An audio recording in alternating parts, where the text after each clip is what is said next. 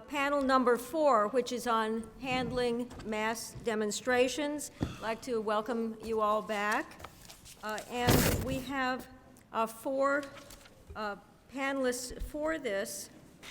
I'd like to introduce now Christina Brown, who's a member of Black Lives Matter Cincinnati. Welcome. Next to her, Gary McCarthy, Superintendent of the Chicago Police Department. Rodney Monroe, Chief of Charlotte-Mecklenburg Police Department. And Sean Wendt, Chief of the Oakland Police Department. And let's start with Christina Brown.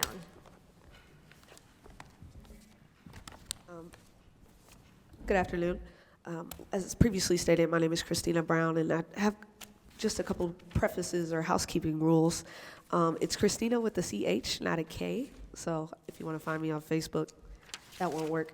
And also, given the recent commentary before this and just taking notes, I have updated my testimony so it won't accurately be reflected in the documents that you have, but that's just a little bit of information. So yes, greetings to the members of the President's 21st Century Task Force on Policing.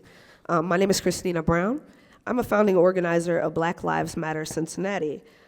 This initiative arose to address the local void in Black millennial actions in response to local and national police protests to state violence, particularly police violence. I make mention of this not because I am here on behalf of Black Lives Matter Cincinnati. I'm actually here on behalf of myself, a young Black millennial who is affected on a day-to-day basis by community policing.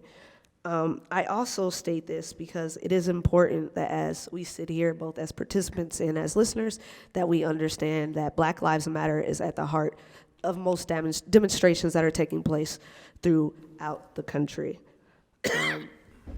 I must confess that it was somewhat difficult to provide policy recommendations on mass demonstrations because at first we must understand that there is a culture of violence against communities of colors that are leading to the demonstrations themselves.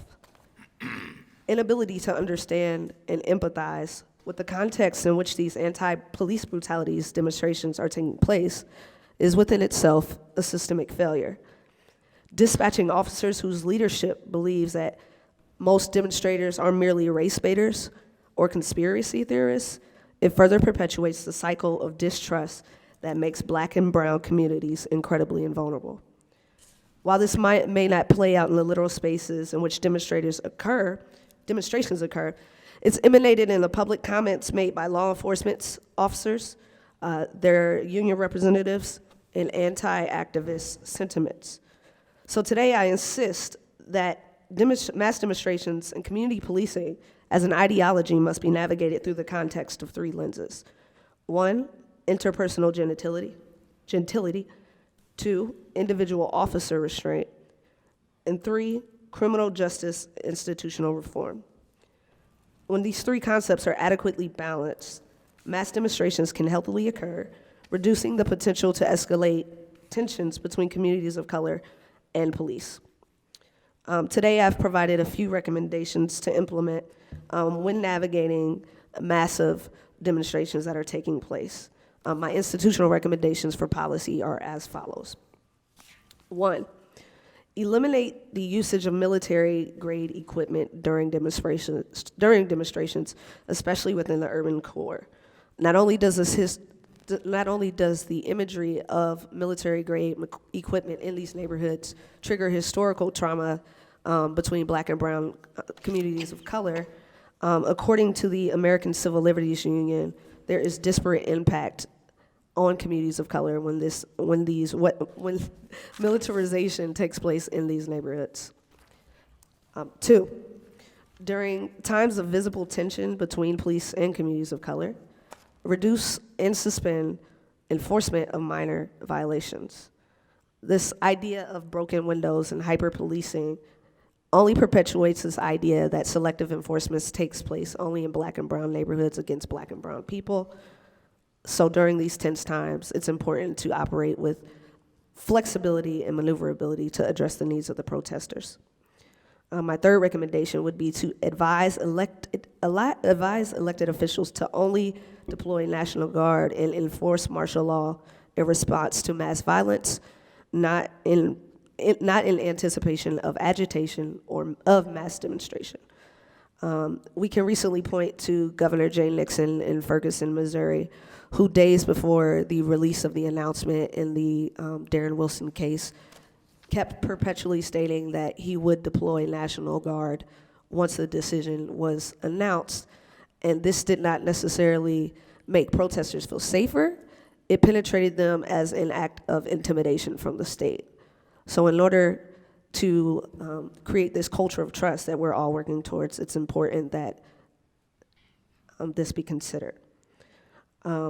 Fourth recommendation is to inform law enforcement to remove riot gear and maintain neutral stances during demonstrations. Sometimes the tension is unspoken, and I'm sure we've all seen memes that have floated around social media that have stated Birmingham 1963, no, Ferguson 2014. So it's important for the police who are on site at these demonstrations to maintain an open posture despite some of the visible tension that lingers.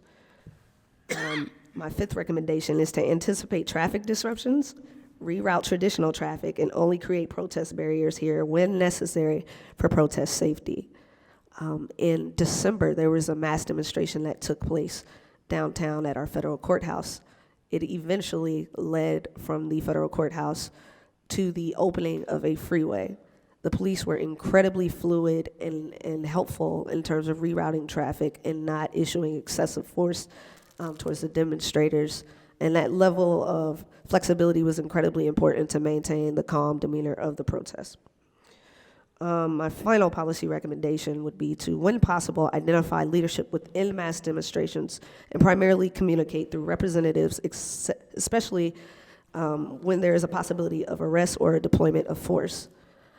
If anyone recently viewed the protest that took place at the Mall of America, there was a mega screen that was taken over by the security, and they basically amplified instructions which further agitated the demonstrators. So whenever possible, using interpersonal communication as opposed to mass communication, which appears to be a form of intimidation, is recommended. While I am simply one of many leaders in the countless movement of others, I've noted from both personal experience and from afar what the consequences of ignoring these considerations, how they may play out. As a protester, I've witnessed police successfully allow mass demonstrations to temporarily disrupt traffic, only to regroup and lawfully dissemble. But I've also witnessed police aggressively forewarn protesters against exercising their First Amendment rights, which is completely unacceptable. I express these sentiments not to evoke sympathy for the masses, but to ensure that consideration is given to those who might otherwise be targets of state and police violence. Before I close, I'd like to leave you with a paraphrased quote from the Ohio Student Association, which is an organization who organizes on behalf of millennials of color.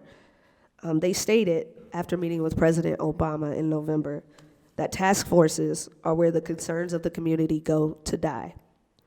I challenge you, the task force, to make sure that the concerns of the community do not die, and I am confident that we can truly alter the state of 21st century policing. Thank you.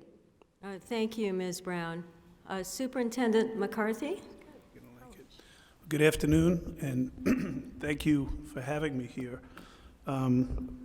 Like Christina said, my comments are a little bit different than what I submitted because unfortunately they were submitted so quickly.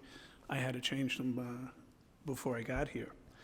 What I'd like to speak about in the world of mass demonstrations is our experience in Chicago. And the best example that I could give you where we developed strategies and tactics regarding these demonstrations goes back to September of 2011, when I was informed that the NATO summit would take place in Chicago in May of 2012. And this became a massive and daunting task to plan, train, and equip our entire department of 13,000 officers. And our goal, obviously, was to maintain the security of the city and attendees while addressing potentially thousands of protesters and preparing for all of that in a very short 8-month period. Our stated goal from the beginning was to protect the protesters' right to free speech while preventing criminal behavior. Very simple concept, sometimes very difficult in an operational fashion. We did have some experience that we could draw upon and test some techniques during the Occupy movement, particularly, obviously, Occupy Chicago. And it was during that we developed perhaps our most important policy, which was a decision based upon the recognition that confrontation begets confrontation. And I think I'm echoing Ms. Brown's comments at this point. We developed a plan to train our officers and equip our officers around something that we call the soft look, which the police executives in the audience know what I'm talking about. It's the normal police officer uniform. We did not come out in riot gear. I also changed the use of force continuum for the Chicago Police Department in that only I could authorize the use of tear gas during one of those events. And we also developed strategies and tactics that revolved around the use of bicycles, which turned out to be a lot less confrontational, and at the same time, they're very mobile, they're very fluid, and you have a built-in barrier that you can use when you have a bike in front of you. So to develop these strategies and tactics and plan, the training that the department underwent was extensive. And what is it that we studied? We studied the history of civil disorder, legal perspectives, team tactics, demonstrator tactics, crowd dynamics, personal protective equipment, riot control agents, less than lethal munitions, shield and baton training, use of force continuums, the long-range acoustic device, the LRAD, suspicious package response, mass arrest, flex cuffing, medical and rescue training, field force extrication, and scenario-based training concerning the use of crowd control formations. And crowd control is a very significant phrase during this conversation, because that's our goal. It's crowd control, and that plays into our tactics. The delivery of our training was not just classroom and hands-on training, but the entire department went through training bulletins, e-learning modules, and streaming videos concerning crowd control-related topics. The appropriate and reasonable amount of force was a central focus to our training, which we applied during the NATO summit. As I stated, I changed the policy regarding the use of tear gas, and I also changed the policy regarding the use of the LRAD, that only I could authorize its use. And much like Christina said, the reasonable use of military equipment is something that's critical in these situations. And while we need to have it available in the case of some sort of catastrophic event, there's no reason for a rifle or an armored car to be on the front lines of a demonstration. Because make no mistake about it, the police can turn a protest into a riot.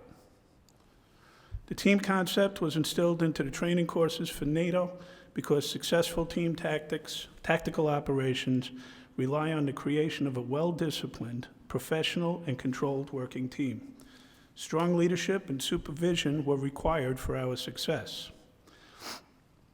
We reinforced the fact that supervisors will be held strictly accountable for their personnel. And in one of the previous panels, I heard the discussion about whether or not somebody intervenes when an officer is getting too hot. And during the NATO training and during the actual NATO event, when officers who were being subjected to verbal taunts for a long period of time showed that they were starting to get a little bit excited, supervisors would step in, remove them from the line, and replace them with another officer. That's something that we did on a constant basis. We also trained with outside agencies, and Rodney Monroe, my friend sitting to my right, Charlotte Mecklenburg was there. Philadelphia loaned us a mobile field force for the summit. But we trained together, we worked together so that we could work seamlessly. We also conducted command staff tabletop exercises to practice what we had learned.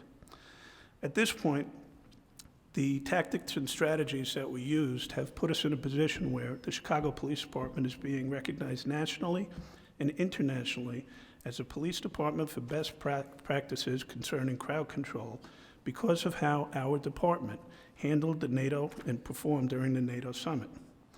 We worked well together, showed patience and discipline, and our police lines were impenetrable when confrontation became inevitable at one point. Once the NATO summit left Chicago in 2012, we critiqued and looked at the lessons learned. And the simple strategy of that soft look, the simplest idea that confrontation begets confrontation, was identified as the single most important factor in our planning, training, and execution of what happened during NATO, which, at the risk of being accused of sucking up to one of the board members, this takes us to legitimacy and procedural justice. And the lessons learned during NATO, we now translated to what we do on an everyday basis on patrol. And we developed, with the help of Tracy Mears and Tom Tyler, a comprehensive training for our entire department regarding legitimacy and procedural justice. I don't have to tell you about the aspects of that, but at this point, the entire department has been trained in legitimacy and procedural justice, and we're now actually moving into a second phase of that training that people are coming to see all across the country. By fostering an environment where procedural justice and legitimacy principles become standard practice, police departments can create an organizational culture that fosters a true partnership with the public. In concert with our legitimacy and procedural justice training, the Chicago Police Department continues to conduct crowd control sustainment training in order to keep officers' knowledge and skills fresh that they exhibited and learned before and during the NATO summit of 2012. In short, these are perishable skills that, if they're not refreshed on a regular basis, will in fact go away. And at this point, just like every place else in the country, there continue to be large protests on a regular basis in the city of Chicago regarding a large array of topics. There were usually minimal arrests, and most protests remained peaceful. So, in summary, what is it that we did right? What is it that we learned? First of all, our goal is to protect the First Amendment rights of the protesters while preventing criminal activity. We plan, train, equip our officers, we supervise, and lead from the bottom, from the front. The tactics that we used, really simple. Confrontation begets confrontation. We went with the soft look, and when we had to, when they started throwing rocks and bottles, we went to helmets. When they attacked us, then we went to riot gear. So there were 3 levels of confrontation and different ways that we dealt with it. Very effective use of our bicycle teams, very important for effective mass demonstration execution. Extraction techniques. In other words, you will never see the Chicago Police Department during my tenure wholesale wade into a crowd. You will never ever see that. When individuals would throw rocks or bottles, extraction teams would remove that individual from the protest, and the rest of the protest would continue on peacefully. Military equipment, such as armored vehicles and rifles, should never be present at demonstrations. As I said, the police can very easily turn a protest into a riot. Lastly, we used crowd control techniques and patience, not tear gas, to avoid escalating a confrontation. Due to the crowd control training and practice that our officers receive continually, the department focused on constitutional rights, the appropriate and reasonable amount of force applied during mass demonstrations, teamwork, procedural justice, and legitimacy culture within our department is expanding. The leadership of the department being held accountable strictly for the behavior of subordinates is bringing us effective results. Everything that we do matters. Everything becomes a teachable moment, every single interaction. And the lessons that we learned during mass demonstrations in Chicago, we've been able to translate into our everyday strategies. And just ending 2014, we had a reduction in crime. We had a reduction in complaints against our officers. We made 15,000 less arrests while reducing that crime. We increased our clearance rates for our detectives all at the same time. So we're getting the best of all worlds by engaging in these behaviors and learning from them. Thank you very much. Thank you, Superintendent McCarthy. Chief Monroe. Good afternoon, everyone. As stated, I'm Rodney Monroe, Chief of Police at Charlotte-Mecklenburg Police Department in North Carolina. I'm honored to be here today to share my views and recommendations with this esteemed task force, also as it relates to mass demonstrations. I think you'll hear a common theme amongst us this afternoon, because I think each and every one of us has shared our thoughts, our training, and a lot of other resources as it relates to dealing with mass demonstrations. As many of you are aware, the Charlotte-Mecklenburg Police Department in 2012 hosted the Democratic National Convention in North Carolina, Charlotte, North Carolina. We had one overarching philosophy as it related to that particular convention, and that was to provide a safe environment for all attendees, demonstrators, citizens, and officers to ensure that the democratic process was able to vet itself out in a peaceful and orderly manner.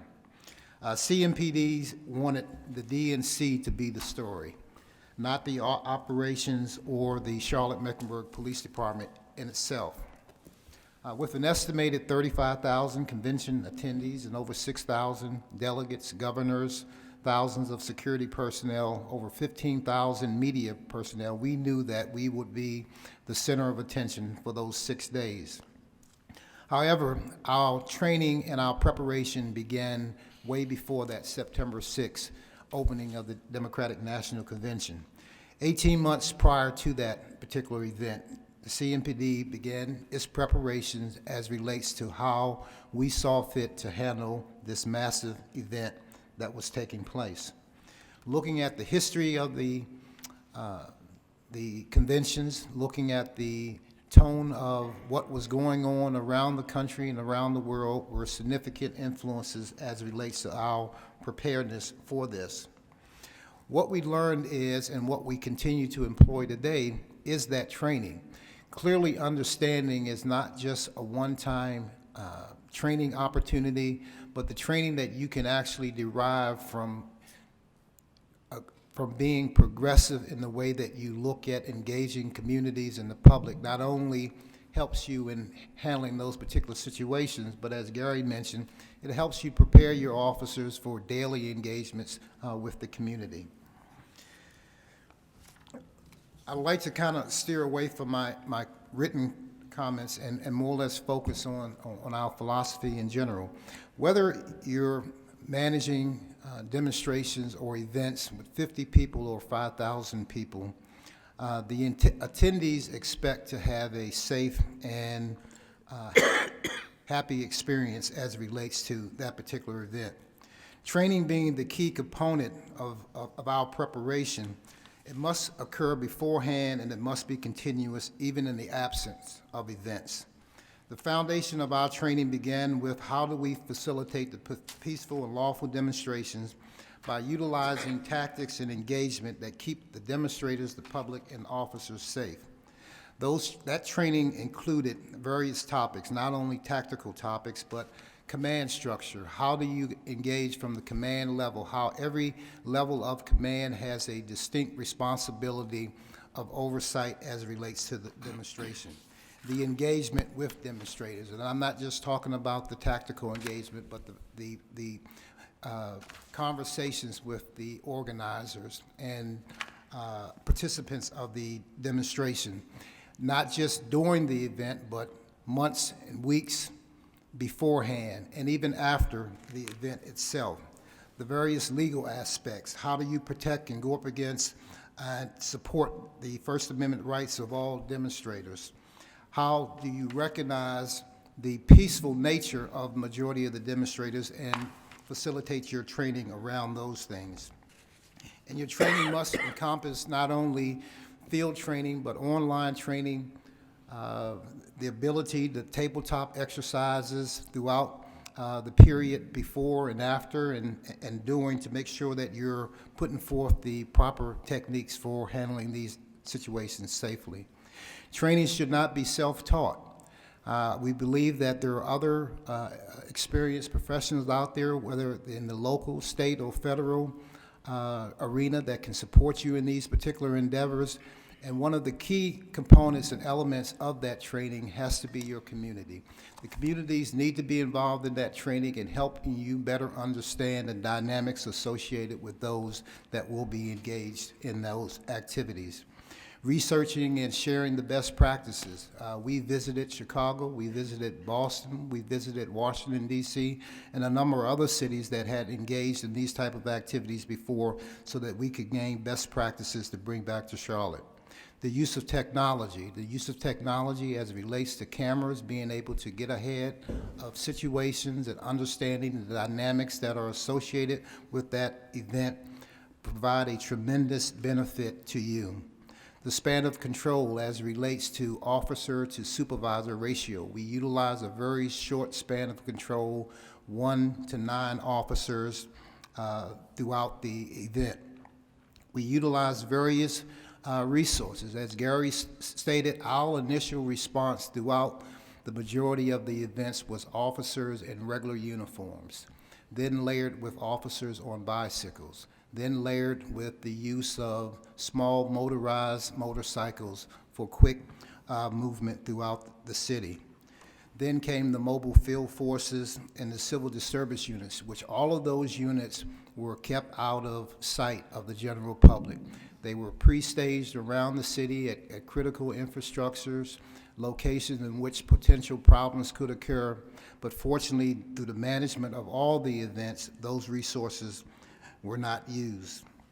Your resources need to be fluid in a manner in which that they can be deployed. I agree with Gary wholeheartedly that we're not in the business of putting forth a military presence during any of these demonstrations. One of the things that we developed in our crown banishment scenarios is breaking down every element of the demonstration.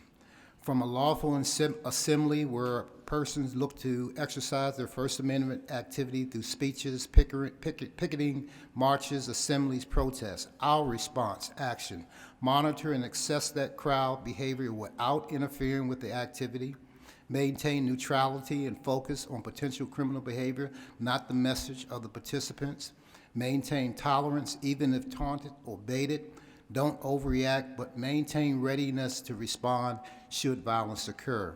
Establish and maintain communication with event organizers throughout. And do not interfere with media or other recordings of those events. Nonviolent civil disobedience. Traditional nonviolent protests, whether it's sit-ins, blocking traffic, blocking entrances, or spontaneous marching in the street. Our response, monitor and assess the crowd behavior without interfering with lawful activity, record and document the acts of civil disobedience, do not interfere with lawful activity, seek voluntary compliance or timetable for that compliance, do not lock into one position or stance, remain fluid and ready to respond, reroute traffic if feasible, issue warnings before any police action with emphasis on waiting out disobedience. If police actions are needed, are necessary, instruct on what that process is, and again, seek compliance. No use of force can be used or will be used without approval of a supervisor. Isolated violent behavior.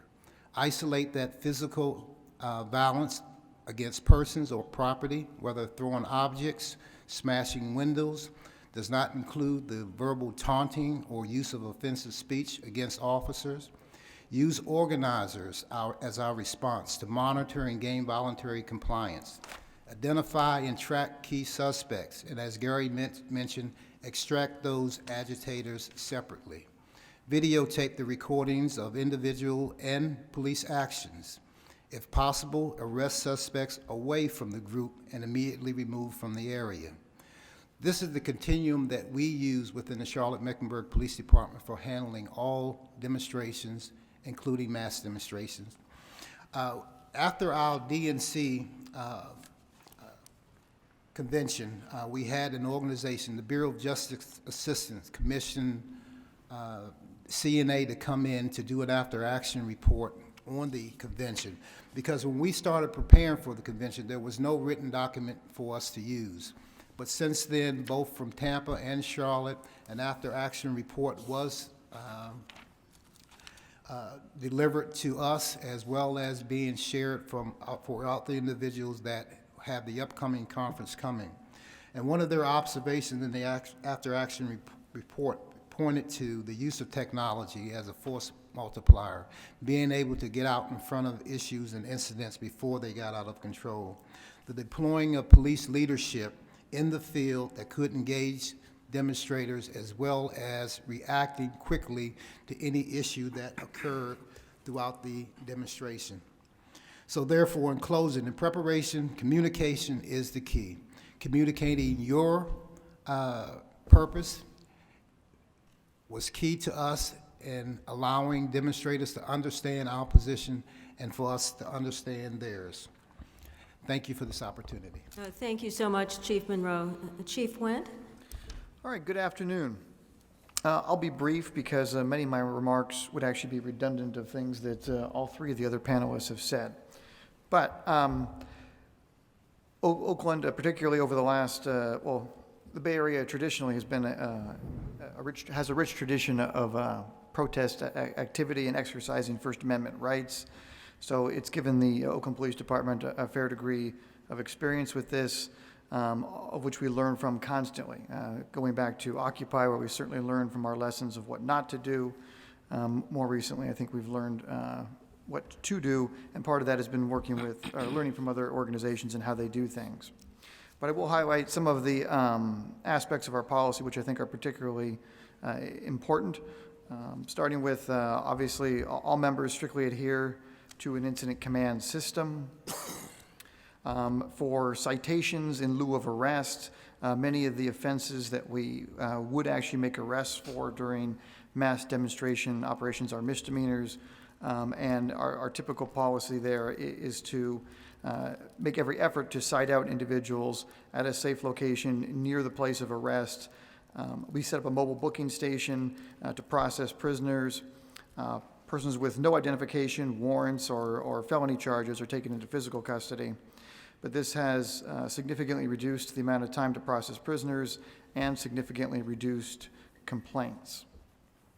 Regarding use of force in mass demonstration activities, we have very strict controls on the use of force, as has been mentioned before. We do not use baton jabs to move a crowd. The use of any baton or any weapon must meet the department's standard use of force policy, including elements such as level of threat faced, what the want was, offense that you're trying to arrest somebody for.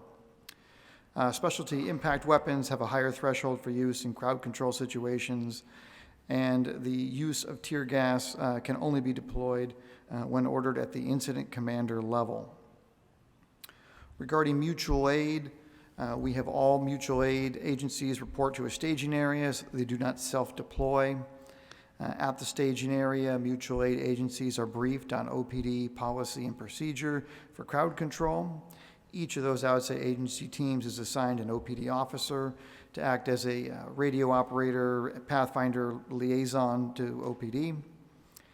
We take an inventory of outside agency less lethal munitions and weapons at the staging area both before and after the event. And it is our attempt to use mutual aid agencies as force protection or force projection. And if they are put into a skirmish line position, that they use it as a blocking force so that it uses OPD to make physical arrests if that's necessary. We have a very robust body-worn camera program, and during mass demonstration incidents, we have all of our officers activate their cameras while they are engaged with the crowd, and similarly, we also do videotaping of the crowd and our officers. All officers on the department receive training at least once a year on crowd control, and commanders receive training 2 to 3 times a year, including lessons learned from previous events and tabletop exercises. All of our commanders are specifically trained on proper gas plans, and those plans are communicated to gas deployment officers. So this would include specific number of devices, the type of device to be used, location of the deployment. All that must be determined and communicated before any deployment. So the idea is to prevent any indiscriminate use of tear gas. Regarding vehicles, for moving mobile field forces around or moving officers around for crowd control operations, we use 10-passenger vans, we use large SUVs, motorcycles, bicycles, patrol cars. We do not use armored vehicles for crowd control. If there is some specific threat that would indicate the need for an armored vehicle, it would be parked away from the protest and hidden from view. Also similar to what other agencies have said, we delay the use of riot gear until a situation has gotten to the point where that's actually necessary. We start off with officers in a more soft look. Additionally, we do make use of undercover officers to safely facilitate the arrest of violent individuals during large crowd demonstrations. The undercover officer team are assigned their own arrest team. Undercover officers do not take any direct action or make arrests. They coordinate the arrests of offenders who have completed acts of vandalism or violence. And as a practice, the plan is to make those arrests away from the crowd so as to prevent the crowd from attempting to lynch a prisoner or starting a flashpoint within the crowd. Beyond that, I think it would be duplicative of what everybody else said, but we are committed to a crowd control response that is balanced and constitutional. Thank you. Well, thank you so much, Chief. Thanks to all of the panelists. And let me start the questioning with Jose Lopez, followed by Tracy Mears. Great, thank you. First question for Christina with the CH. So We're friends now. So you came in and understood, immediately said it was incredibly difficult to come in and just think about proposing recommendations on this very focused kind of issue of oversight of mass demonstration, and talked about how we have to remember that those protests came as a result of injustice. So I do want to give you, because of your work with Black Lives Matter and working with young people in Cincinnati, I do want to give you a quick minute to maybe highlight one or two recommendations on the broader theme of today, which is policy and oversight, that you would hope gets implemented through this process. Thank you for the opportunity to highlight that. I actually participated in an educational series last week in which we had a Cincinnati public school teacher discuss almost a militarization of police in her school. Students' backpacks are being searched without their consent, properties being seized by Cincinnati police officers. And this is their introduction to community policing, right? So when we talk about mass demonstrations and what brings people to the streets, these forms of microaggressions are what bring people to mass demonstrations. So maybe a larger policy highlight would be, one, ending the pipeline to prison school system. That includes reforming educational systems, but reforming the way police are presented, particularly in urban school districts with high poverty rates and high crime. Another, I guess, policy to consider would be, another policy to consider would be the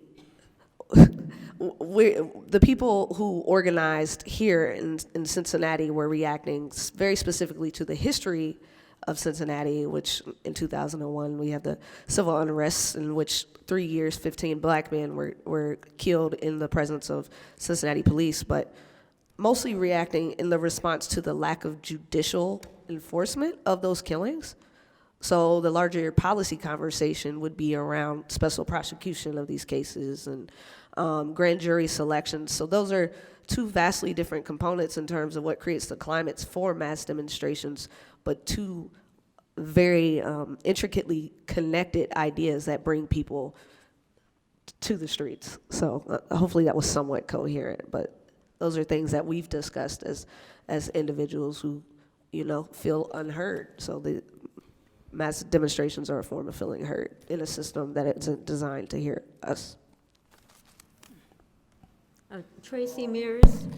Very coherent, thank you. Actually, it was really heartening to listen to each one of you talk about best practices for law enforcement handling of mass demonstrations, but also the fact that many of these best practices, if not all of them, have been implemented on the ground in real life. Which brings me to my question.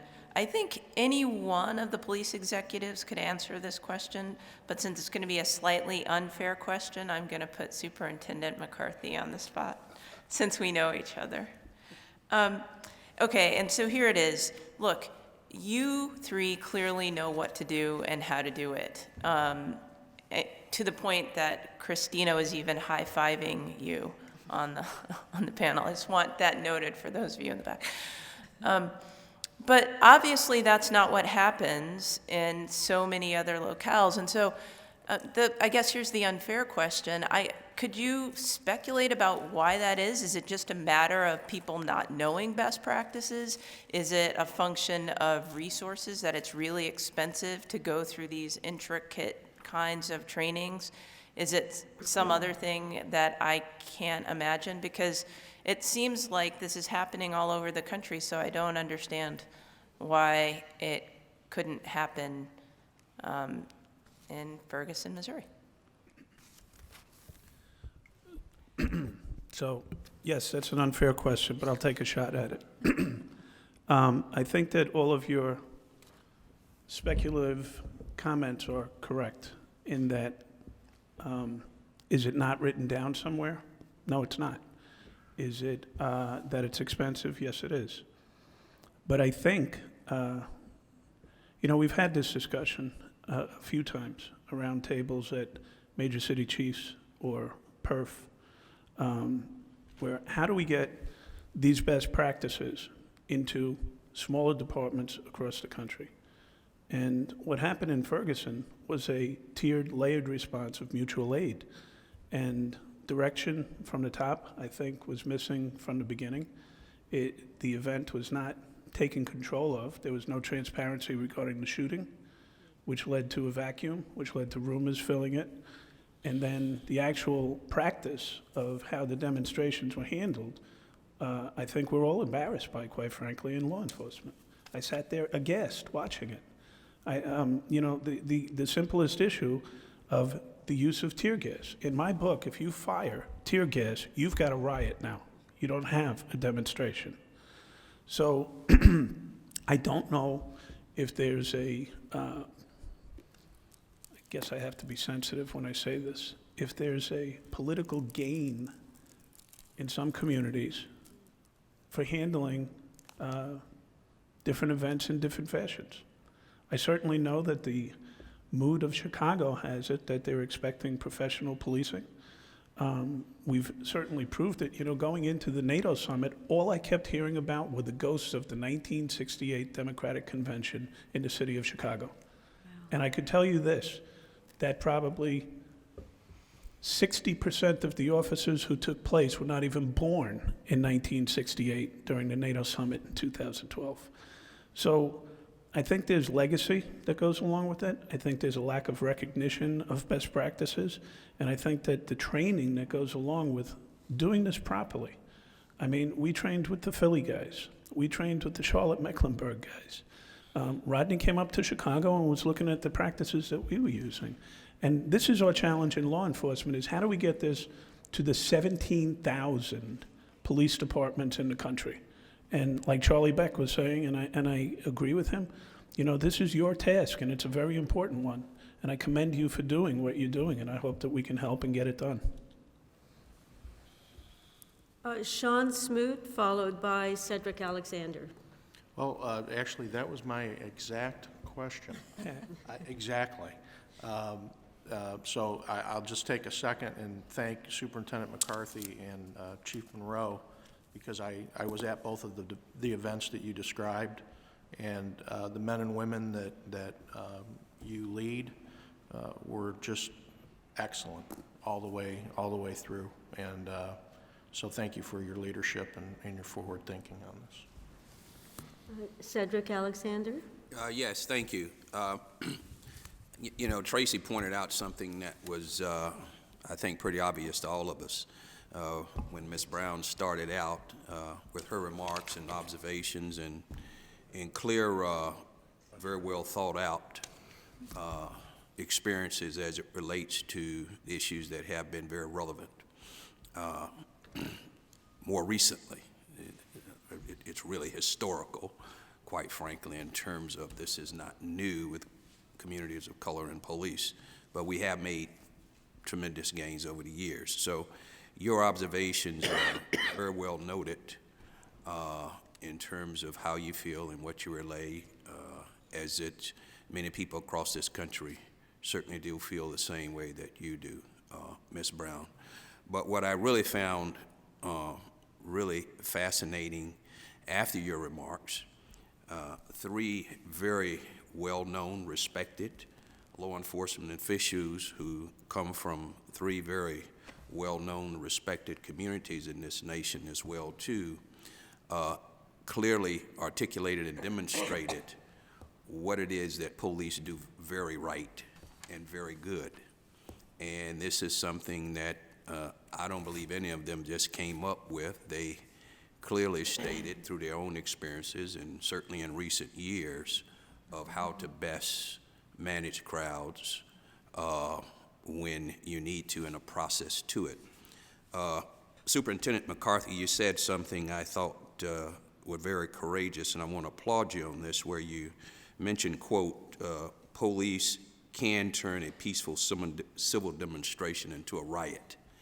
And I think it's, and I'm very welcome of you saying that, because there are a lot of jurisdictions across the country, large, small, and in between, that may not necessarily believe that. But I think someone of your distinguished background and reputation being able to say that has to be very duly noted, and I think it should create, I hope, some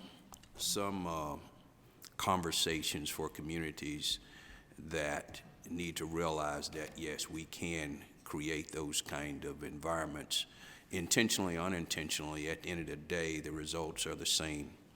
But when you stated we must plan, train, and supervise personnel, those are clearly three very important elements to have its success when it comes to civil unrest anywhere in this country as well, too.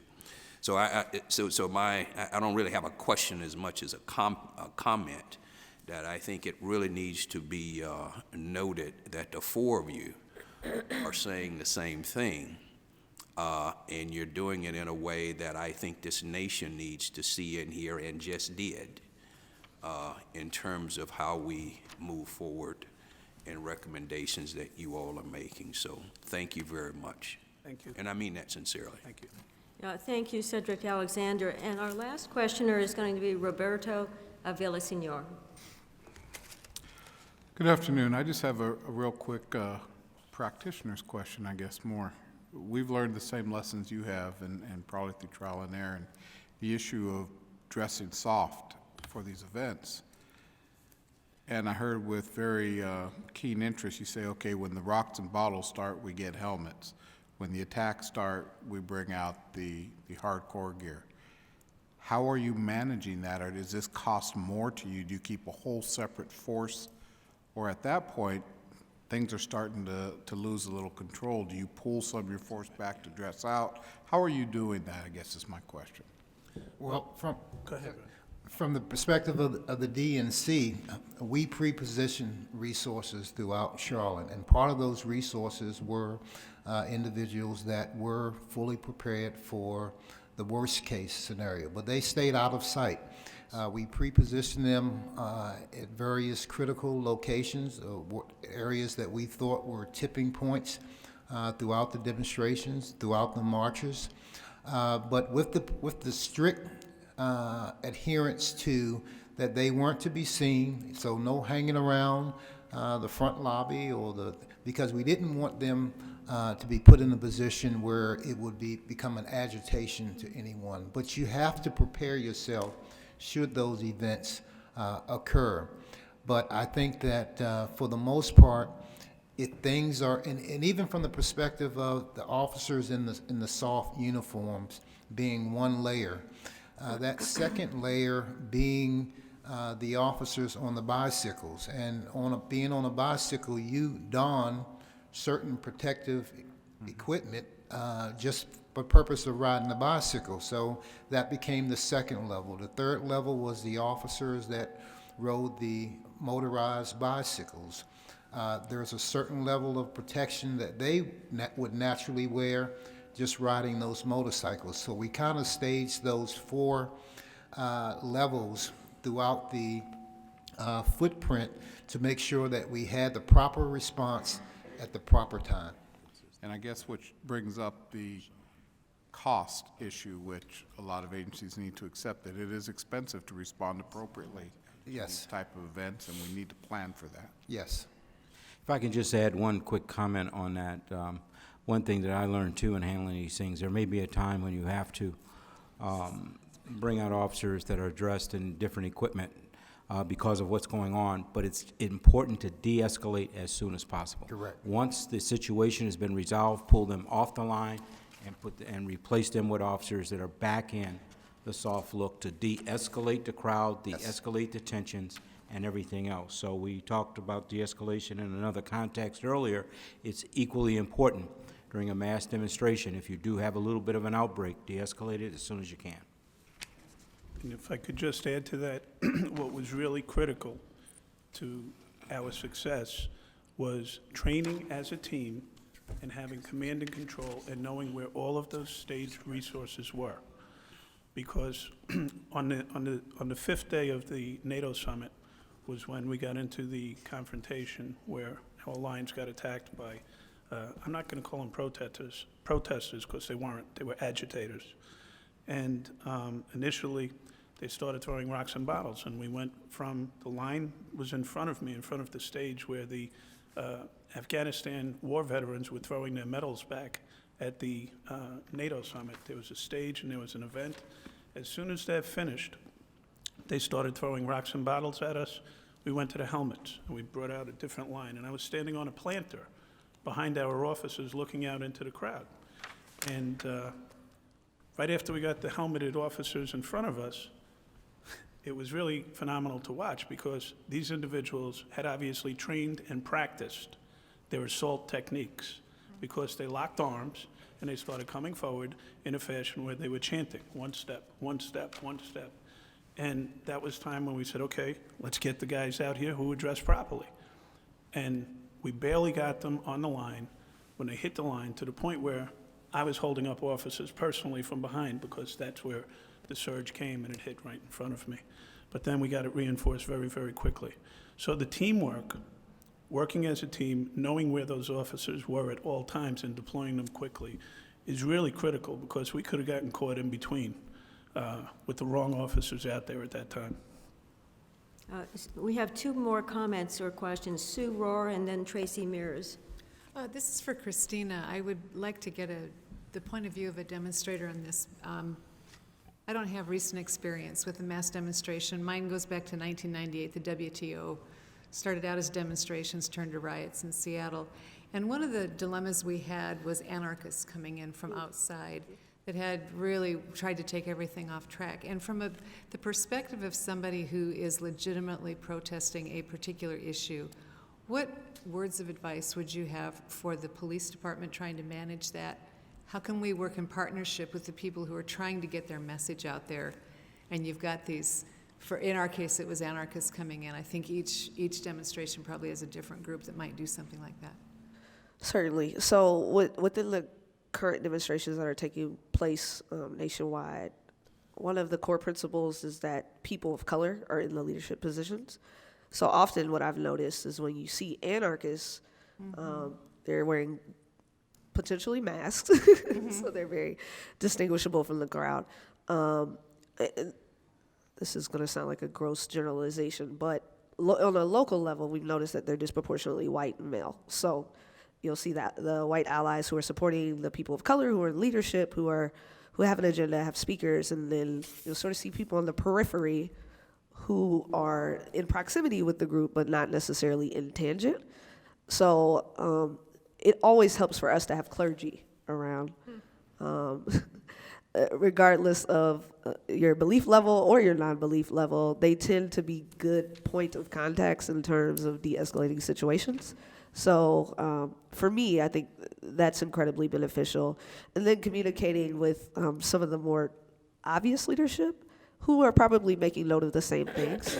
So the last march that I participated in, the person, or excuse me, the chief said, "Hey, you have a bullhorn," so I take it you're in charge. I said, "Oh, okay, I guess I just got deputized." But he initiated the communication to begin with, so that was incredibly helpful.